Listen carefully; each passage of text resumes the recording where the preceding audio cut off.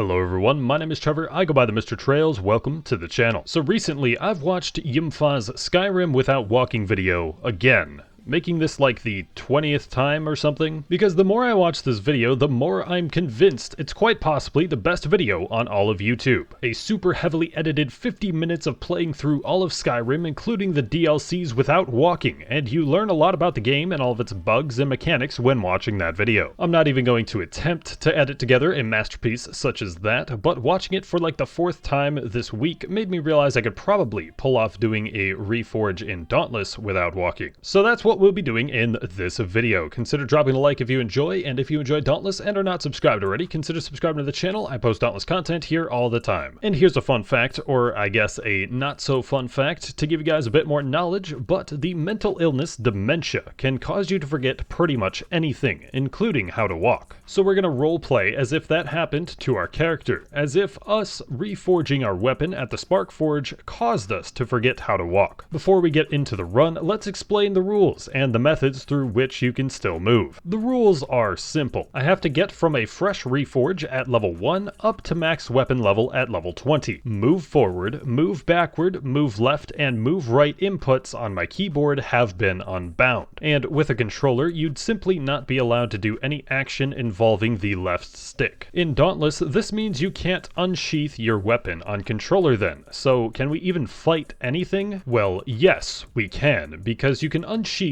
by just pressing any attack button. So thankfully we can actually kill things, but how do you move around in Dauntless without any of these inputs? Well, the most obvious answer to that is dodging. There are 3 types of dodges in Dauntless, depending on what weapon you are using. Most weapons have the dodge roll, where you roll on the ground. Chain blades specifically have a dashing forward dodge, and then the Warpike has a jumping spin dodge. The Warpike's dodge does actually serve additional usefulness here, since it's a jumping dodge, you can actually move up platforms where the other dodges may not be able to. However, if this were as simple as just dodging, then that wouldn't be all that strange of a challenge. The problem with all 3 forms of dodging is that all of them make your character dodge straight forward where they are facing, no matter where your camera is pointing. This means that if you had nothing else to move with, then you would just move forward until you run into a wall or fall off the map. So the dodge is great for covering distance. However, the key factor that we need in a no walking challenge is some way to change direction. Another downside of dodging is that it consumes stamina, so we'll have a limited number of uses, and then we'll have to wait for our stamina to regen after each dodge. But thankfully, there are quite a few more ways to move in Dauntless, one of which is the koshai lantern, which will teleport you forward a short distance. While this teleport will move us in whatever direction our camera is pointing, the downside is that it will still have us face the same direction that we were before the teleport. And it also has the major downside of being on a 30-second cooldown, which we can reduce the cooldown being an issue by running an Aether Drive Tonic and Catalyst, which I would have been using anyway. But this gives us a little bit over a 10-second cooldown on the ability now, and what we really need is something that will allow us to change direction. Enter Omnicell abilities, and every single Omnicell ability at this point in the game, being Discipline, Iceborne, Bastion, and Tempest, give us the ability to move in some way. Iceborne gives us the ability to change direction a bit when used, however, we don't move much from it. Bastion moves us forward a bit, but we can't change direction with it, and it has the major downside of requiring shield for it to be used. Tempest moves us a good bit forward from where we are, but it doesn't allow us to choose direction as well as it will put us straight forward. We would also have to dodge through an attack to be able to use this movement capability. And then we have Discipline, which is technically the 4th type of dodge in the game, as Discipline was built upon the foundations of the dodging mechanics. But why we care about Discipline for this challenge run is that the Discipline activation ability will dodge to where the camera is facing. What this means, it will give us the ability to change the direction we move every once in a while, having a 15-second cooldown. We also have the Weapon Special, specials, some of which are pretty decent for movement. However, since we already established that we want to use the Warpike for the dodge, we are of course going to go with Reckless Leap. Reckless Leap being easily one of the best ways to traverse around the map in the game. And finally, we have the legendary abilities. Torgadora would be the best for prolonged movement, but Malkarian will allow you to teleport directly to the enemy, and Thrax will let you teleport anywhere in a small area around you. But we aren't going to be super interested in using a particular one in my case, since I will be using bounty tokens for this run. I will want to use whatever weapon element I get a bounty for. If you were to do this without using bounty tokens, you would likely want to take the Malkarian weapons for this. But that explains just about everything we need to know about how to reforge without walking. But let's go ahead and take a look at how it went. So at first I was questioning whether or not I would even allow dodging for this, so I ended up spending about a minute even getting to the first fighting area. But dodging would be somewhat of a requirement if I was going to be able to fight the higher level behemoths in the challenge anyway, so I figured it would make sense to allow it. Because would you really want to see me in 1 to 13 escalations for the whole thing? I think not. But because of this reluctance, it took me about 3.5 minutes to reach level 3, which honestly probably could have been done a bit quicker. Plus I was still getting used to the concept of exactly what controls I had at my disposal. One of the worst things about this challenge was just how long it could take in between behemoths to actually fight them. It took a solid minute after killing the Drask from round 2 to get to the Nezaga on round 3. Much of this issue can be caused by not having a Reckless Leap stored to be able to change my direction and having to rely on discipline for that instead. The combat can be a bit wonky as well though, because if you aren't facing toward the behemoth, you're most likely not going to hit it. But I did figure out how to make these things a bit easier on myself later though. In a little bit over 6 minutes in, I reached level 3, and one final round of the escalation later, I was back in Ramsgate, claiming bounties to reach level 4. There are some moments in Dauntless where the behemoth will do its best to just stay away from you, and you might be stuck just standing still for a while, not being able to do anything. This was the case when I fought this Rift Stalker on the final round of the next escalation, and I was in a lot of mental pain.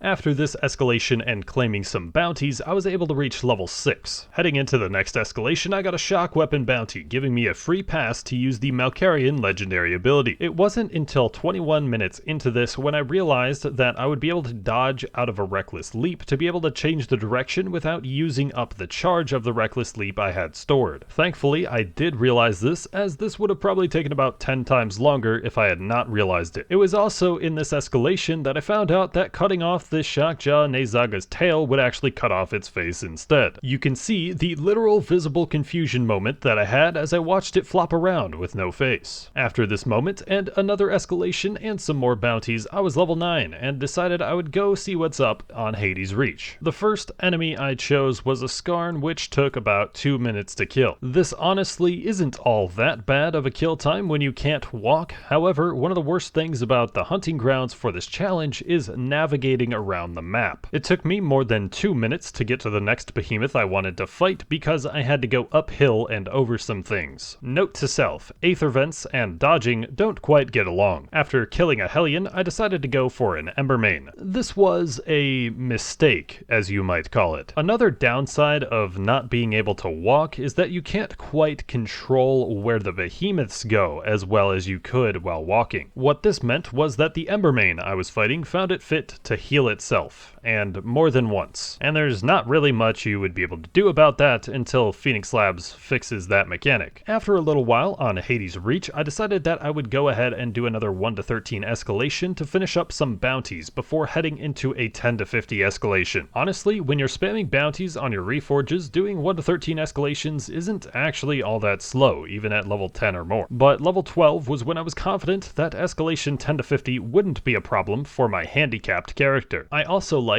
escalation for this challenge a bit better because the behemoths feel more contained to a specific combat area. About 1 hour into this pain of a reforge, I had reached level 13, which is honestly some pretty good pacing. It's kind of funny that reforging without being able to walk still looks to be faster than reforging not using bounty tokens. On round 4 of this escalation, I accidentally entered the discipline state, and when you enter the discipline state, it's kind of like that meme that goes, haha, I'm in danger, because you know you're almost always about to get smacked. But aside from that, Quillshot and Gnasher proved to be not much of an issue, and I went on to my fight with Agorus. Agorus is just the best of the escalation behemoths for this challenge because it doesn't really move whatsoever. But I soon figured out that this doesn't mean the poison can't get me killed if I'm stupid about it. After this escalation and reaching level 14, I quickly dipped into Cape Fury. So when you have one of those slay behemoth bounties on one behemoth left and you're doing an escalation, it's best to just go fight one thing first. Plus, I found a Thunderdeep Drask, and I still haven't actually crafted all of my Thunderdeep weapons yet. I guess I just couldn't be bothered to wait for the event to spawn that many times originally, and I just still haven't gone back to Cape Fury since then to kill more. And this Drask was a bit feisty, as I ended up dying to it twice due to my own stupidity. However, killing it actually completed 2 of the other bounties that I had as well, meaning this one Drask gave me about 900 to 1000 experience. So who's laughing now? Oh, that's right, you can't laugh because you're dead. So after that, I headed back to Terra Escalation. After the first behemoth of round 2, I reached level 15. I then experienced a minor inconvenience with the Rezakiri on the next round, and for that, I entered the Discipline state and beat the living hell out of it. On round 4, there was a Spore-struck Charog that showed me just how overpowered being able to fart in Dauntless is. In a matter of 21 frames, I took damage from its fart 4 times, and promptly died. And in the escalation after this, I found out just how annoying a Rezakiri can be when you can't walk. So to make up for getting murked by the Rezakiri, I took out my frustration on a lesser Embermane, and let's be honest, it deserved it. Feeling rejuvenated, I went back into another Terra Escalation, where once again I faced the danger of using the Discipline state. However, the Rezakiri on this round didn't get the better of me. After this escalation, I was level 18, and after the next escalation and some bounties put me up to level 19 just a little bit over 2 hours in. I could have gone to Blazeworks at this point in time, but I decided that I wanted to do one more escalation, and I'm happy that I did. By the power of Virulent Impact and Joe Mama, I was able to kill a Pangar by tickling a dead Embermane. I hear this is how you unlock sky fishing, actually. But after that final escalation, I was only about 700 experience away from level 20 when I arrived on the Blazeworks. I could have gone here earlier, but this would have then been one of the only reforges where I didn't pick up Virulent Impact at all otherwise. I then proceeded to kind of mess around a little bit with this Karabak. I wanted to make the final kill of the run stylish. I unfortunately didn't kill it with this Reckless Leap from the top rope, but I killed it with the Reckless Leap after that. But once it was dead, I claimed myself a bounty, and I successfully reached max weapon level on my Warpike without being able to walk. But it was now time for the final boss, a patrol chest. But 2 hours and 16 minutes is a pretty fast reforge though, and I guess this just sort of goes to show the power of bounty tokens involved. I would guess without bounty tokens that this would take somewhere in the realm of 4 to 5 hours or so, depending on how much time you want to spend on the Blazeworks. But that's going to do it for this video, and that's how you're able to reforge without walking. Thank you all very much for watching. Consider dropping that like for me, and consider subscribing if you are new. And I have been Trevor, I go by the Mr. Trails, and I will catch you guys next time.